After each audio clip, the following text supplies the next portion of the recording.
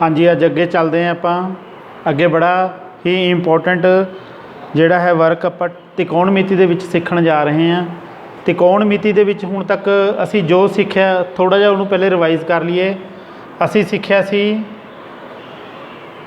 Sign theta, cos theta ते tan theta. Sine थीटे का फॉर्मूला सी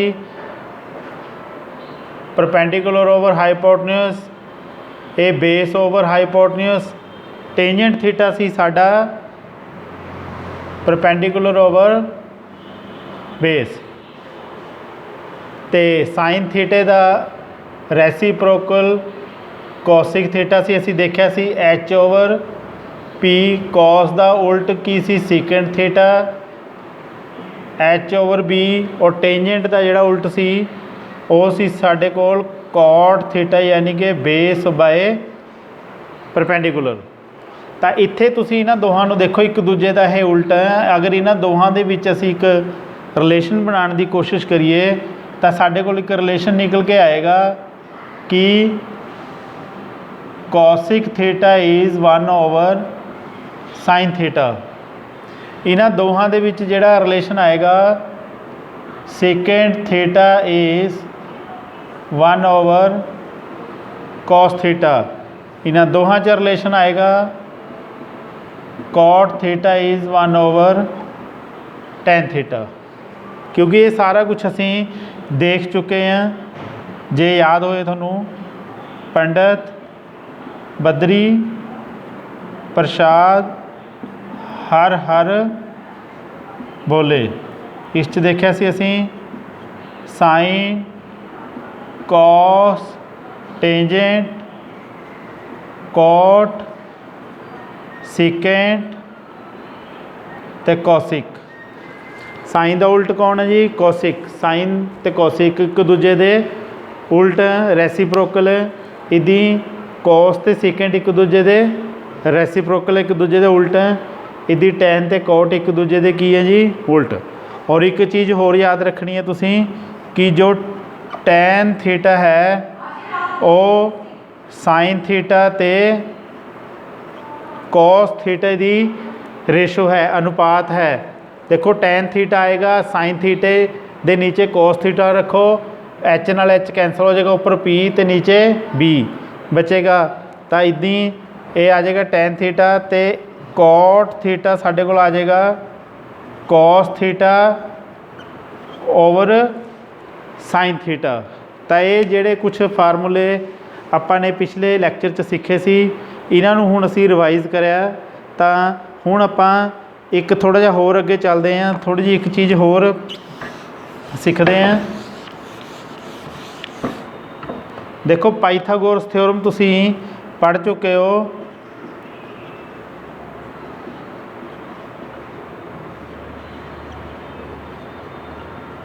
पाइथागोरस थ्योरम की कहती है जी? पाइथागोरस थ्योरम कहती है भी अगर कोई भी समकोणी त्रिभुज जिस च एक एंगल 90 डिग्री का है वो सामने वाली भुजा हाइपोटन्यूस यानी कि करण, एक आधार यानी कि बेस ते एक लंब यानी कि परपेंडिकुलर।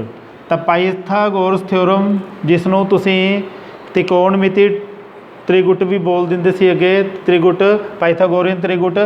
तो उस दे विच तुसीं याद रखना है कि करण का वर्ग इस जिहड़ी सब तो वड्डी भुजा करण का वर्ग बराबर है लंब का वर्ग प्लस आधार का वर्ग यानी कि H square is P square plus B square. ये फॉर्मूला आपां यूज़ करांगे। तो इस दे नाल असीं हुण क्वेश्चन करांगे भी इस फार्मूले नाल असीं किवें त्रिकोणमिति अनुपात जिहड़े हैगे आ आपां ने उन्हां नूं लभना है। तो बड़े ही इंटरस्टिंग क्वेश्चन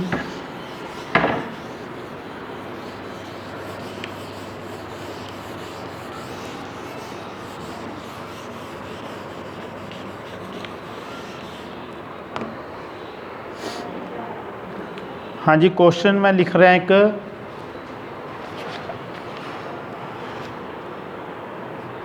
त्रिभुज ए बी सी विच जिस दा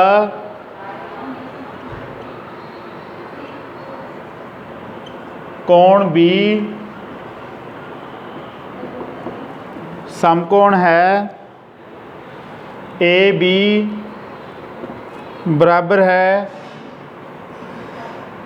24 सेंटीमीटर, बी सी बराबर है 7 सेंटीमीटर, तां number 1 sign A cos A ते साइन सी कॉमा कॉस सी पता करो। बहुत इंटरस्टिंग क्वेश्चन है जी, बड़ा ही आसान सवाल जिहड़ा है ये। एक त्रिभुज ए बी सी है, आपां नूं एक गल याद रखनी है भी साडे कोल समकोणी त्रिभुज जिहड़ी है उसकी वरतों आपां ने करनी है जी। समकोणी त्रिभुज बनावांगे एक जिस च एक एंगल 90 डिग्री का है वाला। देखो इत्थे लिखा है क्वेश्चन च कहंदा जिसका कोण बी समकोण है, इसका मतलब ए वाला कोण बी इत्थे आएगा, ये एंगल हो गया बी। हुण रह गई त्रिभुज ए बी सी है, ए इत्थे लिखो चाहे ए इत्थे लिखो, इत्थे सी लिख लो, इन्हां दा कोई फर्क नहीं। इस एंगल का ख्याल रखना भी एंगल बी समकोण है तो एंगल बी इत्थे आएगा 90 डिग्री।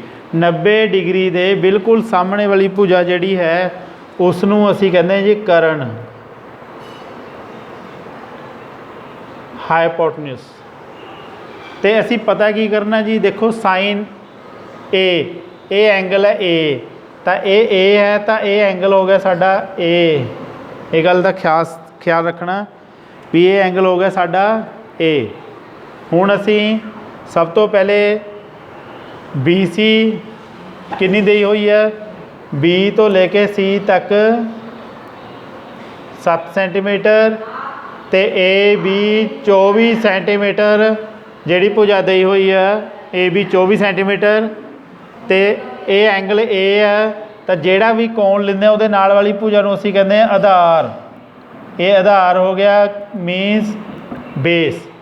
तीजी भुजा की गल करिए तो ये अपने आप च बन गई लंब यानी कि परपेंडिकुलर। तो सब तो पहले सानू ये सारा कुछ समझ आ जाना चाहिए। क्वेश्चन नूं ध्यान नाल पढ़ के देखो, त्रिभुज ए बी सी विच जिसका कोण बी समकोण है, तो बी समकोण मीनस बी 90 डिग्री का है, इत्थे रखना है आपां बी। तो ए बी भुजा ए तो लेके बी तक जिसकी लंबाई 24 सेंटीमीटर है, तो बी तो लेके सी तक भुजा की लंबाई कितनी है 7 सेंटीमीटर। तो सब तो पहले असीं हाइपोटन्यूस ए वाला पता करांगे। तो सानू हल दे विच साडे कोल क्लीयर है कि सब तो पहले सानू दिता की है जी ए बी 24 सेंटीमीटर और बी सी 7 सेंटीमीटर गिवन है। वी नो सानू पता है, की पता है, क्योंकि एक समकोणी त्रिभुज है, समकोणी त्रिभुज विच करण दा वर्ग आधार दा वर्ग प्लस किहदे बराबर है जी, आधार दे वर्ग प्लस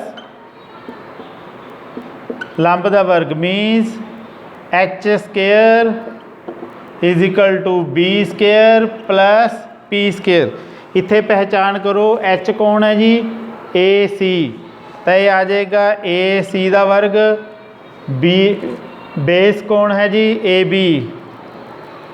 बी का वर्ग, परपेंडिकुलर कौन बी सी का वर्ग। वैल्यूज पुट करो, ए बी है 24 का स्केयर, तो बी सी कितनी है साड़ी 7 का स्केयर, 24 का स्केयर, 24 नूं 24 नाल गुणा करके देखो ये आ जाएगा साढ़े कोल 576। 7 नूं 7 नाल करिया 49, 7 7 जा 49, इन्हां नूं ऐड करो 9 ते 6 15, 7 4 11, 1 12, 5 1 625। तो तुसी देखो भी 625 किहदा वर्ग है जी 25 का, तो ये वर्ग ते वर्ग कट के तो ए सी आ गया 25 सेंटीमीटर। तो ये भुजा साढ़े कोल आ गई 25 सेंटीमीटर। तो जो एक भुजा साढ़े कोल आ गई तो हुण असी बड़ी आसानी नाल बाकी जो सानू पूछा गया है वो असी बड़ी आसानी नाल कढ़ सकते हैं। तो साडे लिए हुण ये कढ़ना कोई औखा नहीं। सब तो पहले असी जो चीज़ पता करनी है उस वाल खास ध्यान दो। देखो सानू चाहिए है साइन ए ते कोस ए। तो फार्मूला मैं इत्थे छोटा जिहा दोबारा लिख रहा, साइन कोस टैन, इन्हां दा reciprocal cosec sec cot. Sine दा फार्मूला ले लो आम, ले लो कच्चे कच्चे आम। क्लीयर हो रही है जी गल। तो सब तो पहले असी पता करना है साइन ए, साइन ए। तो साइन दे नाल एंगल किहड़ा है जी ए, जिस एंगल की गल कर रहे हैं इस एंगल की, क्योंकि ए दे नाल वाला कौन ए, साइन ए। उस दे 90 के सामने भुजा हाईपोटनस होगी, एच करन हो गया, तो एंगल के नाल वाली भुजा की है आधार, तो वह की है लंब। तो साइन का फार्मूला की होंगे लंब बटे करण। लंब कौन है जी बी सी, लंब कौन है, तो इत्थे तुसी देख लो लंब बटे करण। लंब कौन है बी सी, तो करण कौन है ए सी। बी सी कितना सी 7, करण की आ गया 25। तो साइन ए की वैल्यू आ गई 7/25। इदी साढ़े कोल है कॉस ए। कॉस ए की वैल्यू कढ़ांगे। कॉस का फार्मूला की होंदा आधार बटे करण, आधार बटे करण। आधार कौन है साडा ए बी, तो करण कौन है साडा ए सी। ए बी की वैल्यू कितनी है जी 24, तो ए सी कितना है 25। तो असी इत्थों दो चीज़ां कढ़ लियां, साइन ए ते कॉस ए। तो हुण दूजे पासे असी कढ़ना की है जी, साडे कोल एक सानू चाहिदा है साइन सी, एक चाहिदा है कॉस सी। इत्थे ध्यान दो, इत्थे एंगल सी की गल हो रही है, इत्थे एंगल किहड़ा सी ए। जिस एंगल की गल करांगे उस एंगल के नाल वाली भुजा की है आधार। हुण मैं कढ़ना है साइन सी ते कॉस सी। साइन सी ते कॉस सी दे लई मेरे यह सारा कुछ मैं थोड़ा जिहा चेंज करांगा इत्थे। तो मेरा एंगल हुण ए नहीं रहा, जे मेरा एंगल ए नहीं रहा तो मेरा एंगल सी है। देखो तो ए वाला एंगल आ गया, दिस इज़ एंगल सी, क्योंकि ए दे नाल वाला एंगल ए, सी दे नाल वाला सी। तुसी इत्थे देखो सानू सी चाहिदा है, तो जो 90 डिग्री है उहदे सामने वाली भुजा तो हमेशा करण, लेकिन जिस एंगल की गल कर रहे हैं उसके नाल वाली भुजा हमेशा की हुंदी है जी आधार। हुण ये बन गया साडा आधार यानी कि बेस, तो ये बन गया साडा लंब यानी कि परपेंडिकुलर। तो एक गल पल्ले बन लो भी जिस एंगल की गल कर रहे हैं, जे कोण सी की करिए तो वो आधार, पहले ए सी तो ये आधार सी, ए की सी लंब। हुण एंगल सी की गल हो रही है, इत्थे कॉस दे नाल भी सी है, साइन दे नाल भी सी है। तो सी दे लई असी कढ़ना की है जी, साडा ये की आ गया आधार एंगल दे नाल, ते दूजी भुजा जिहड़ी बच गई वो बन गया साडा लंब। हुण इत्थों असी कढ़ांगे साइन सी। साइन का फार्मूला की होंदा लंब बटे करण, फार्मूला वही रहेगा लंब बटे करण, लेकिन हुण लंब बन गया ए बी, करण साडा वही रहेगा ए सी। ए बी कितना है 24 डिवाइडेड बाय 25। एक चाहिए है सानू हुण कॉस सी। कॉस का फार्मूला आधार बटे करण, आधार बटे करण, इत्थे भी आधार बटे करण सी, लेकिन आधार बदल गया, पहले ए आधार सी हुण आधार बन गया बी सी, नीचे ए सी आ गया, बी सी कितना है साडा 7 सेंटीमीटर ते नीचे 25 सेंटीमीटर। तो ये सी साडा आंसर। तो उम्मीद करदा भी ये क्वेश्चन थोनों अच्छी तरह समझ आ गया होना। अगर कोई डाउट आया तो इस वीडियो को दोबारा देखो, दोबारा देख के कंसैप्ट नूं क्लीयर करो, तो हर चीज़ जिहड़ी है थोनों जरूर समझ आएगी।